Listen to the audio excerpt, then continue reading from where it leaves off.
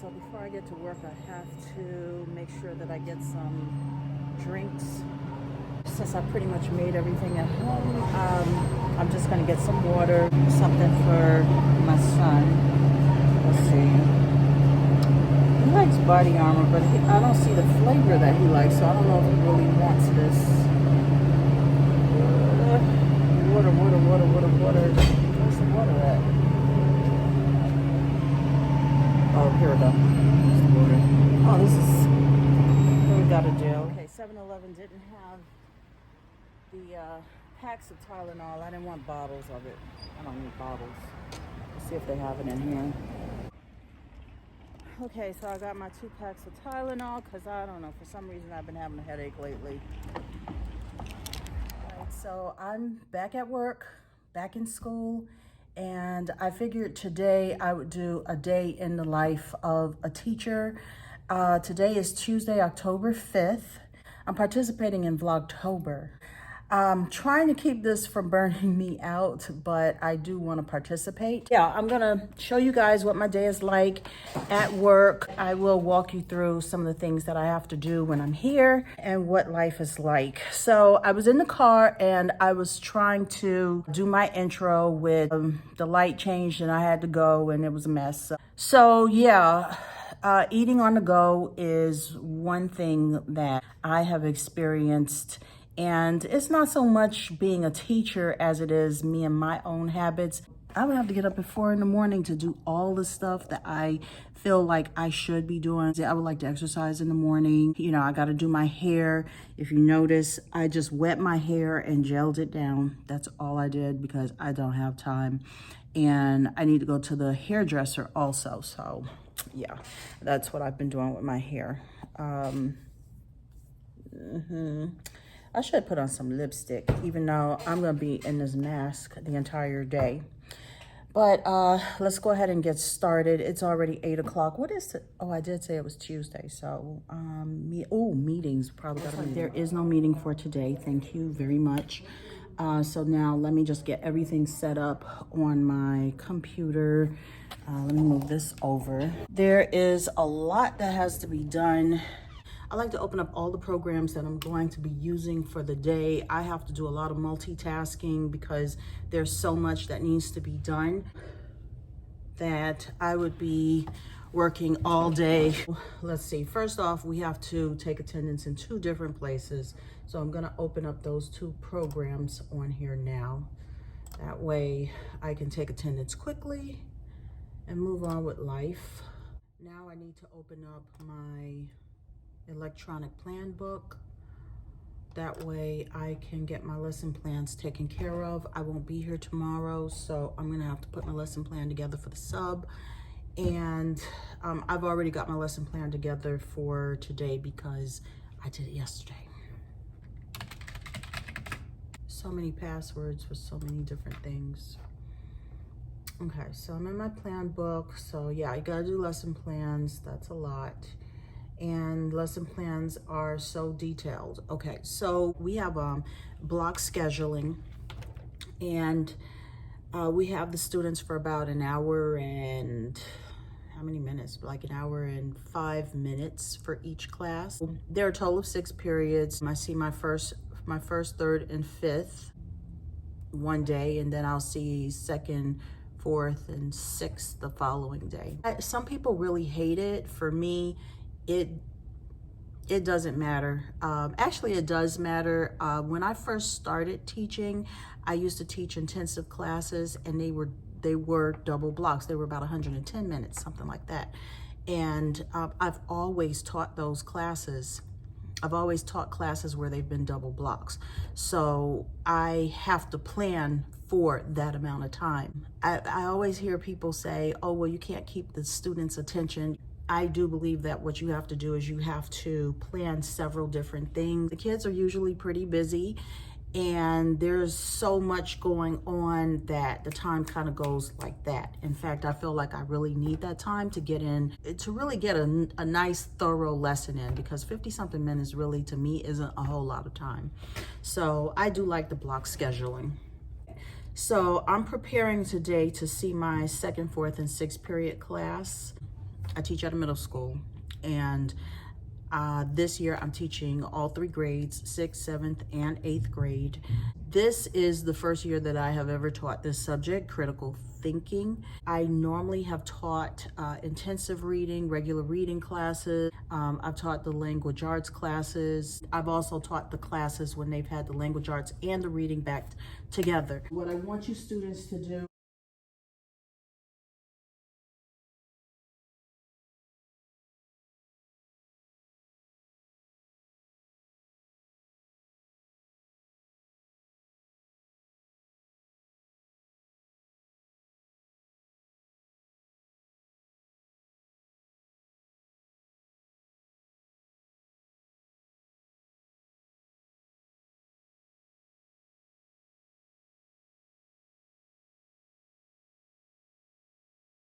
it's lunchtime now, and it took me a while to get my food heated up. I'm proud of myself right about now. I have not been going out to McDonald's or anything like that. I bought my food. So as a teacher, you're going to get this 30-minute lunch. You're not going to get the whole power lunch, but I am doing a little bit better in that I don't run out right away, which is what I used to do. I used to run out of here and I would hit either a grocery store or a gas station or Starbucks, Dunkin' Donuts, something, either refilling my coffee, which I still have more coffee in here. But I bought my food. I have lasagna.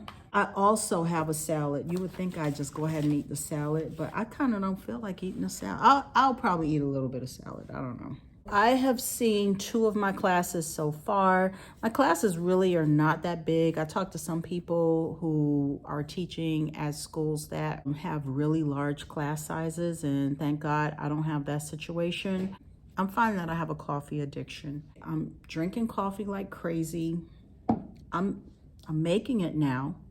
Okay, before I used to just go to Dunkin' Donuts or McDonald's and I would get the coffee from there because I like to have my coffee like in a cup. But ever since I was at Starbucks and I actually found cups that I can buy that have the little spout like this, now, you know, I can make it. I can make the coffee, but I really need to get away from that. And it's so difficult. It's very difficult to get away from coffee. And the problem that I'm having is that when I drink the coffee, I don't drink my water. Look at all this water, and I haven't even touched it.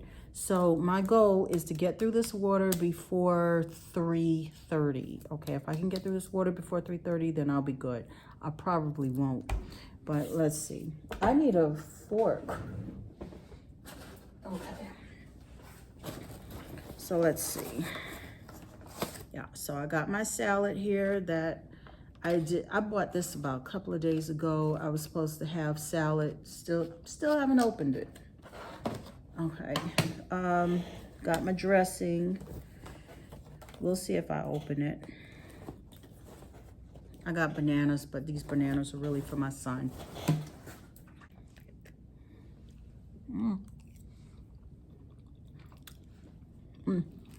So yesterday for lunch, I had a chicken pot pie. It was a frozen chicken pot pie. The only thing I know is it said microwave. And I just was not thinking about how long it would take for it to be microwaved. So, you know, I bought it to work. I didn't realize it took about 11 to 13 minutes to microwave it. Well, if I have a 30-minute lunch, that's taking up half of my lunch. And then you know with a pot pie, it's going to be hot. So now you got to sit there and you got to wait for it to cool down. You know, going out feels so much better. You know, I get to get out, be out of the classroom for a moment, be outside. But this kind of saves me some money. So, okay, should I show you the outfit for today? Let's see. Okay, so this is the outfit for today. This shirt, okay, I can't even tell you where I got it from. I don't remember, okay. I don't even like this shirt. Okay, jeans. I'm wearing jeans today because I'm not going to be here tomorrow. So I figured, you know, why not? All right, and I'm wearing, let me show you my shoes. So you can see my shoes. Let me give me some shoe cam.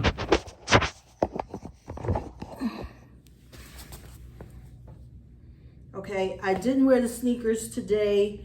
Let me tell you, I really do not, I do not like wearing sneakers. You know, when I first started, actually I started out as a substitute. And I used to dress in suits where possible. And I had a lot of stuff that needed to be dry cleaned. And I guess one of the reasons why I dressed that way is because I was going to different schools and the culture is different in different places. It all depends on where you are.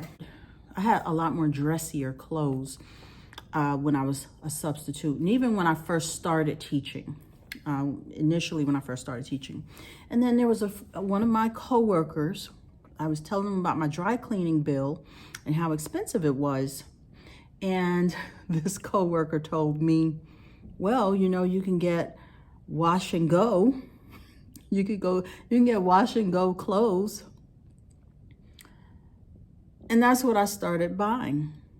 And this, just wash it and that's it. I don't have to iron it. I don't have to send it to the dry cleaners. So you cut back on all that. It's a shame, huh? Is it a shame, really? I mean, you know, and there are people who rag me about my job. They're always like, you know, I know you're not making that much money. Why don't you do this and why don't you do that? And true enough, I should be aiming higher and doing more, I guess. But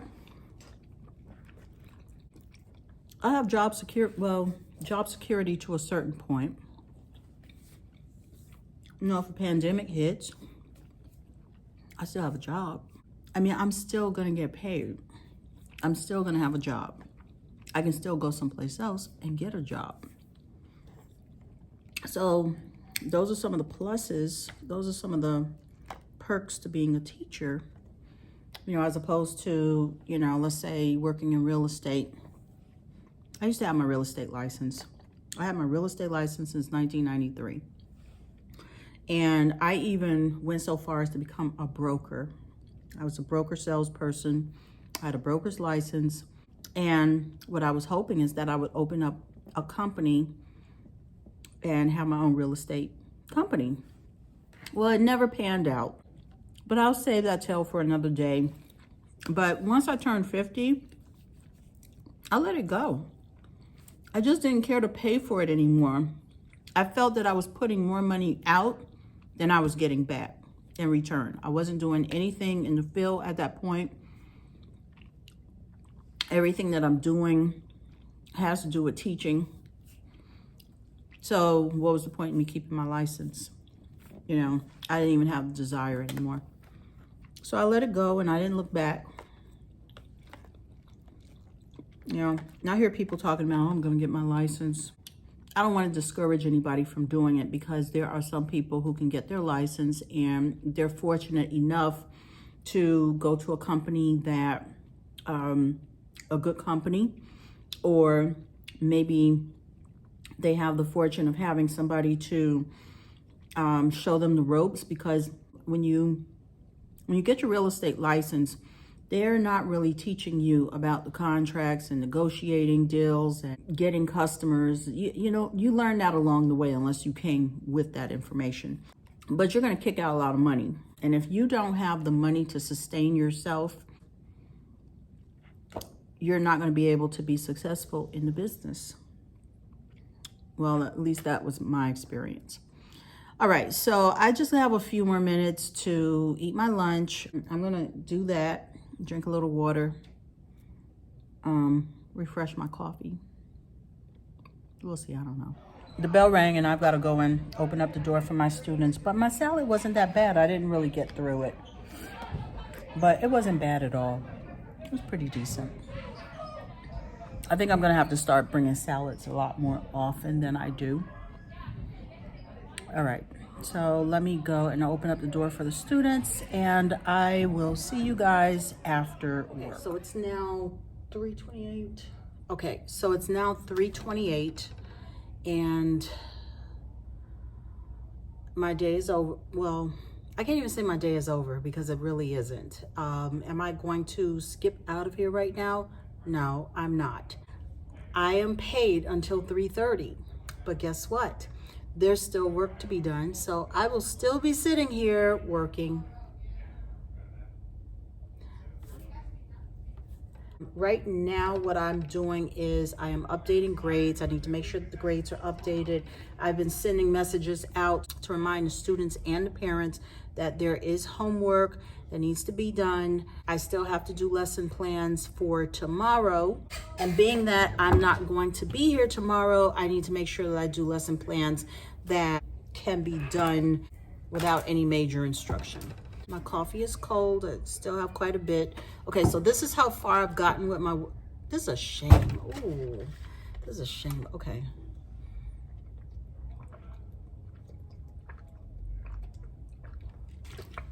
I had a headache, but I was so busy, I just didn't have time to take it.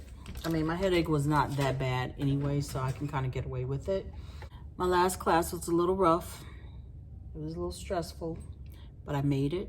I made it through. Oh, then I've got to check messages, make sure that I get caught up on all my messages. I've got a whole list of things, tasks that I need to do, but I might not get to it. I don't know. Okay, so let's see. Right now, let me just go ahead and continue entering the grades.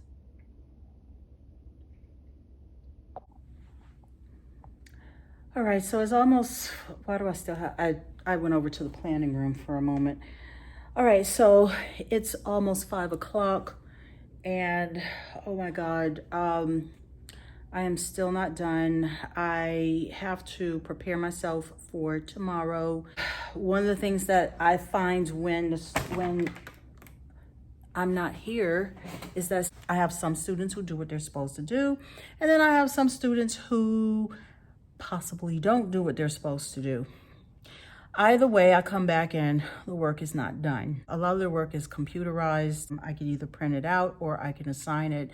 So that's one nice thing about when students are absent. Oh my God, that's another thing I forgot to mention. Okay, so yeah, things have changed quite a bit since pre-pandemic. Now that everybody's back in school and we're not online, I'm still using computer programs, which are extremely helpful, especially when you have students who are absent. So in addition to doing the lesson plans, we also are still operating from the program that we were using when students were online. And we have to post our assignments there as well. You're doing detailed lessons, okay, for your lesson plans, but then you're also having to go to this program and you have to put the lessons in there as well for the students who are absent. I do a lot of makeup in class. So long as I'm working with the students and I'm moving them forward, it's not so bad. I can keep my class together, but it's once the students have that independent work, they all work at a different pace. Some students, you give them a certain amount of time to do things, it's done. There are some students, it may take them a little bit longer, but eventually they will get it done. And then you have some students who you've got to chase them down to get work done. I was out sick for about 2 days. So that was work that students needed to catch up on. I gave them today to catch up. Not going to be here tomorrow, so tomorrow's going to be a catch up as well. Okay, but I also have to balance it out, the students who are ready to move forward versus the students who aren't. And then I have to come up with what the students are actually going to do. I have to make sure that I give them work that it's not too difficult to do, okay? But it is something that they are going to learn. It's beneficial. So I've got to take everything off of my board, get the lesson plans together. Let me go ahead and do that because, oh my God, it's just, ooh. It just feels so overwhelmed. I still didn't finish drinking this. What is, oh my God. Oh, okay. Okay, I'm almost there. Still didn't do it. All right, so let me get the plans together. All right, so I'm gonna have my first, third, and fifth period classes tomorrow. So I'm gonna have all 3 grades tomorrow. I'm gonna have 6th, 7th, and 8th grade that I have to prepare for. Okay, so the first thing I gotta do is get the attendance together for tomorrow. Let me tell you, with all the prep and planning that you have to do when you're out, especially if you're sick, it almost makes you just wanna drag yourself right on in here.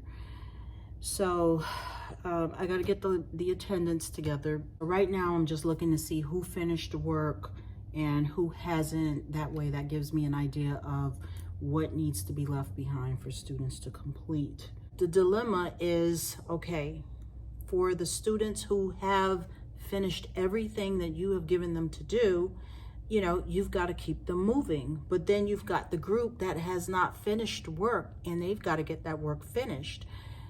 Meanwhile, if you keep piling it on, it's going to look like, okay, you're just throwing work at them, and you don't want that to happen. So you've got to find that nice little balance where the students who are ready to keep moving on, you can keep them moving on without so much work being accumulated for the other students. So what happens is I don't put things into the grade book right away. Some things I do and some things I kind of hold off on until I can get the majority of my students finished. So that's kind of how I handle it, and I do quite a bit of conferencing with students. Communication is extremely important. You've got to put notes in the comments section of the grade book.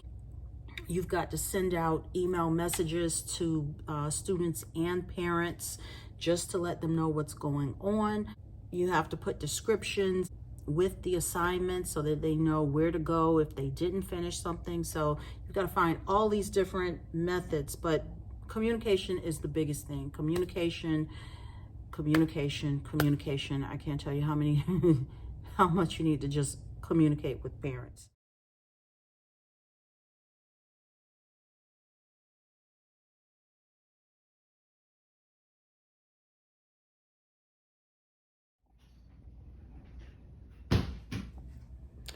Okay, so I have gotten all my lessons put up on the board up here.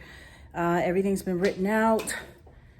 And oh my God, I am so exhausted. Look at me, I'm oily. It's 6:27 right now. So I'm gonna pack up and get out of here. Okay, so I got the majority of my things done. I still have some other things that I have to do when I get home. But I got just about everything done. Let me put my mask on to step out. The sub has everything that they need. Oh, I'm gonna take my bag. Let me take my lunch bag, put it on the other shoulder. Got all this stuff. Take these papers with me. All right, guys, I can't carry everything and film at this point. I am going to, let me get my coffee cup. Okay, you can go ahead and turn the light off. All right, I will see you guys. I hope you enjoyed this video. So thank you so much for watching. I almost forgot. Don't forget to like, share, and subscribe. And I will see you guys in the next video. All right, bye.